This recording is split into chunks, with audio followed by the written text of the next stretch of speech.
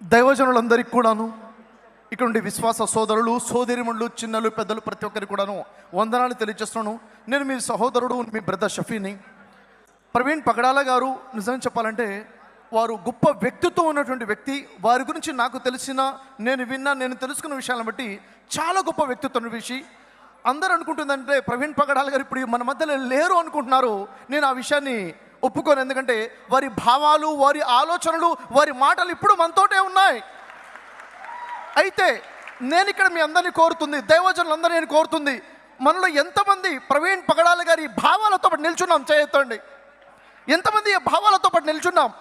ఏదో వచ్చామా చూసామా పోయామా అని కాకుండా వారి భావాలతో పాటు, వారి ఆశయాలతో పాటు, దేవుడిచ్చిన పిలుపుతో పాటు దైవజనులుగా మనం నిల్చోవాలి. ఎందుకంటే ఇహలోకం శాశ్వతం కాదు, పరలోకం నిత్య జీవమే శాశ్వతమైనది. కాబట్టి దానికోసం మనం ప్రజల్ని ఈరోజు సమాజంలో చూసుకున్నది మానవత్వం మంట కలిసిపోయింది. మానవత్వం లేకుండా పోయింది. సోదరులారా, ఈరోజు మన సమాజాన్ని మనం కాపాడుకోవాలి.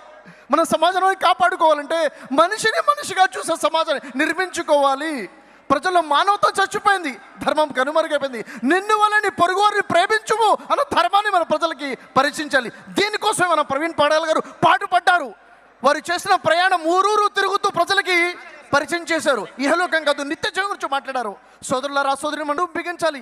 ధర్మం కోసం ఏదైతే నిల్చున్నామో, మనం ఏదైతే జస్టిస్, వి వాంట్ జస్టిస్ అని అంటున్నామో, దానికోసం ఇప్పుడు ఏదైతే ఐక్యత మనలో కనిపిస్తుందో, సహోదరులు కలిసి ఉండుట ఎంత మేలు, ఎంత మనోహరము. మనం అందరం కూడా శ్వాసలు అనేక సంఘాలుగా విడిపోయి ఉన్నాం కాదు, మనకు కావాల్సింది ఐక్యత.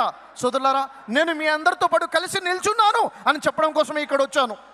మీ అందరితో పాటు నేను ఉన్నాను అని చెప్పడం కోసం నేను ఇక్కడికి వచ్చాను.